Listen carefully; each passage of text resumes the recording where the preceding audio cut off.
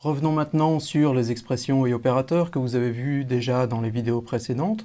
On trouve des expressions par exemple dans des affectations, comme ici.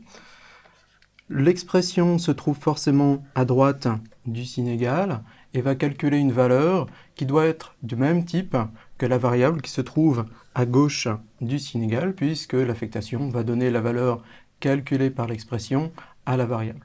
Alors une expression peut être tout simplement une valeur littérale, comme par exemple 4 ou 3,14. Alors notez au passage qu'en fait, on n'écrit pas 3,14, mais bien 3,14, parce que le Java utilise la notation anglo-saxonne.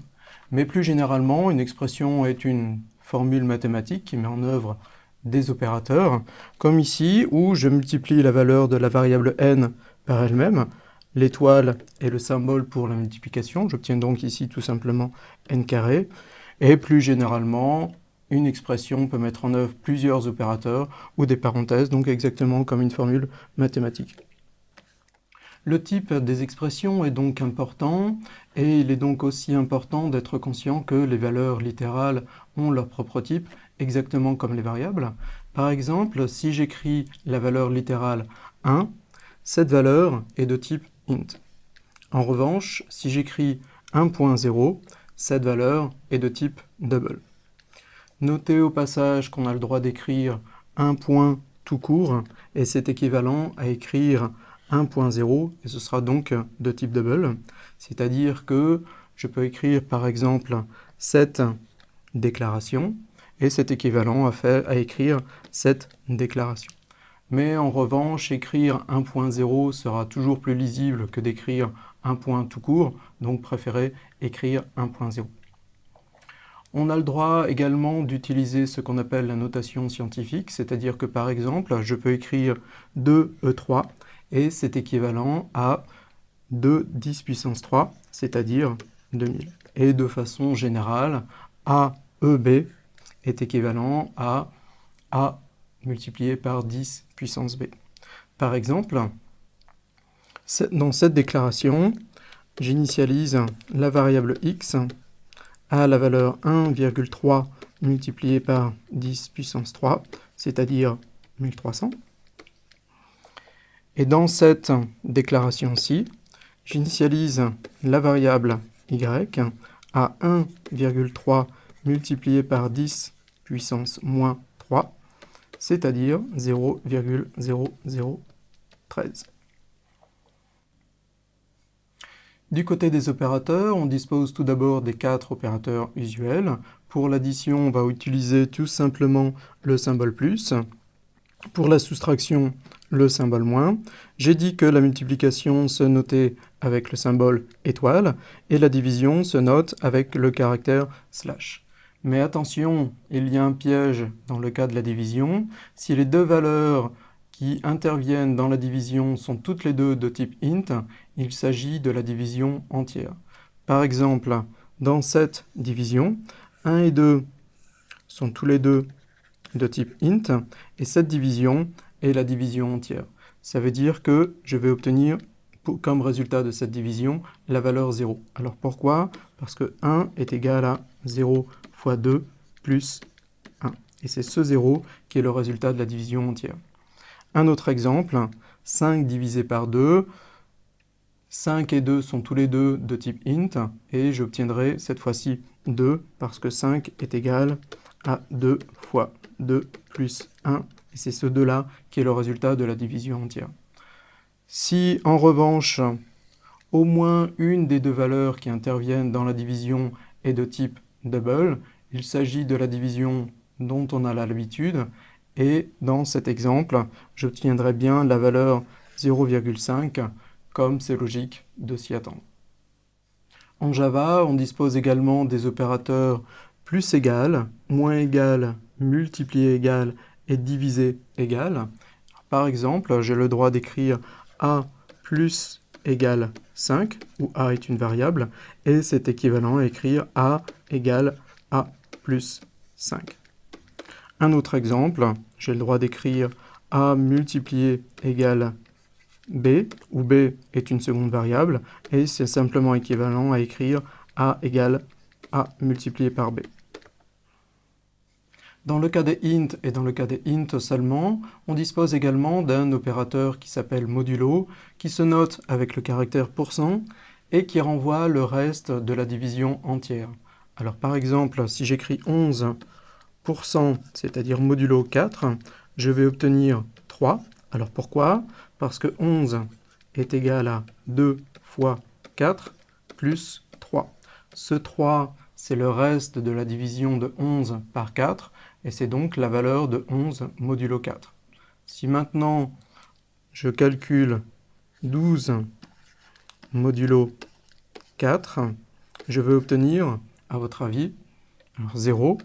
Pourquoi? Parce que 12 est égal à 3 fois 4 plus 0. Le reste de la division de 12 par 4, c'est donc 0. Et la valeur du modulo de 12 par 4 est donc 0. On dispose également des opérateurs plus et moins qui sont ce qu'on appelle des opérateurs d'incrémentation et de décrémentation, c'est-à-dire qu'ils vont permettre d'ajouter 1 ou de retrancher 1 à la valeur d'une variable. Par exemple, j'ai le droit d'écrire plus i, et c'est équivalent à écrire i égale i plus 1, c'est-à-dire que ça va ajouter 1 à la valeur de la variable i. J'aurais pu aussi écrire par exemple moins a, et c'est équivalent à écrire a égale a moins 1, c'est-à-dire que ça va retrancher 1 à la valeur de la variable a. Alors ces deux opérateurs sont utilisés fréquemment avec des boucles for, qui est une notion que nous allons voir dans une prochaine leçon. Jusqu'ici, nous avons toujours vu des valeurs décimales et des variables de type double d'un côté, et d'un autre côté, des valeurs entières et des variables de type int. Que se passe-t-il quand on essaye d'affecter, par exemple, une valeur décimale à une variable de type int? Eh bien, en Java, il est impossible d'affecter une valeur décimale, par exemple de type double, à une variable de type int. Par exemple, j'ai déclaré ici une variable x de type double, et j'essaye de mettre la valeur de l'expression 3 fois x, qui est donc de type double, dans ma variable n, qui est déclarée de type int. Eh bien, le compilateur va refuser de compiler ce code, et va produire le message d'erreur possible loss of precision, qui dit que si je fais cette affectation, eh bien, je perdrai la valeur qui est après la virgule. En revanche, il est possible d'affecter une valeur de type int à une variable de type décimal, par exemple de type double. J'ai ici déclaré une variable n de type int, et j'essaye de mettre la valeur de l'expression 2 fois n, qui est elle de type int, dans ma variable x de type double. Et bien dans ce cas, le compilateur va faire la conversion de lui-même du type int vers le type double, ce qui est parfaitement possible, puisque dans ce cas-là, je n'ai pas de perte de précision. Revenons maintenant sur le piège de la division entière.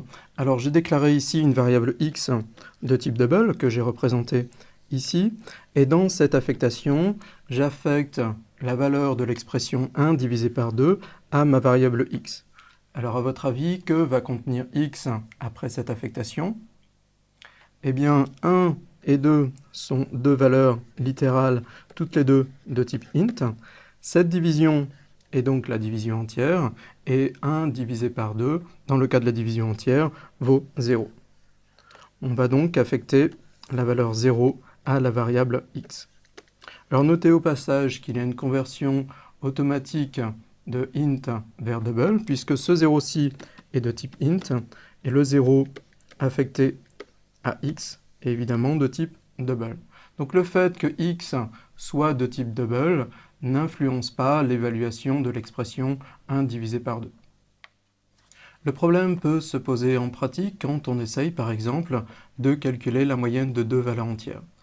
Dans cet exemple, j'ai note 1 qui est une variable de type int initialisée à 4, note 2 est également de type int et initialisée à 5.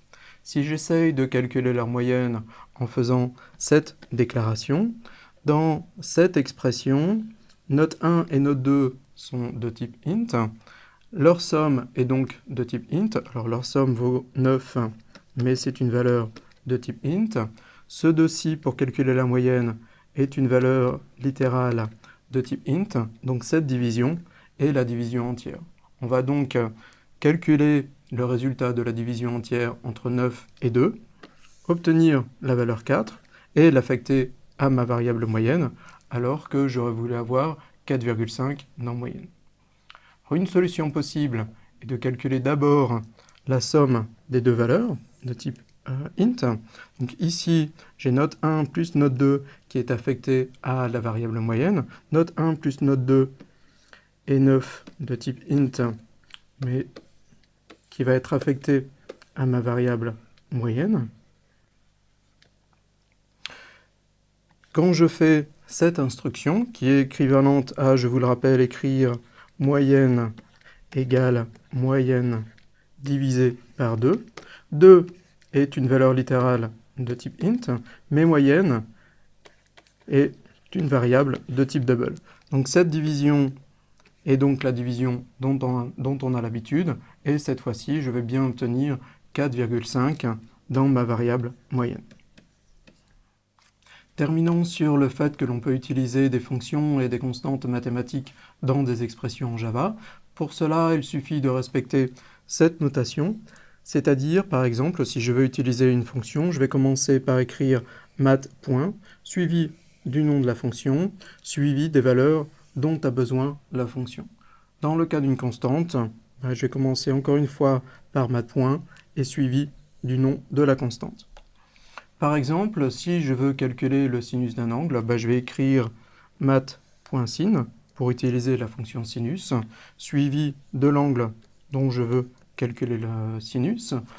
Les fonctions trigonométriques en Java attendent une valeur en radians. Si j'ai un angle en degrés, par exemple, j'ai un angle de 10 degrés ici, il faut que je le convertisse en radians avant de le donner à la fonction sinus. Pour cela, il me suffit de le multiplier par pi et de diviser par 180. C'est ce que j'ai fait ici. Pour obtenir la valeur de pi, j'écris simplement math.pi. Alors notez au passage que cette division n'est pas la division entière, mais bien la division dont on a l'habitude, parce que math.pi est de type double. Et vous trouverez l'ensemble des fonctions disponibles en Java en suivant cette URL.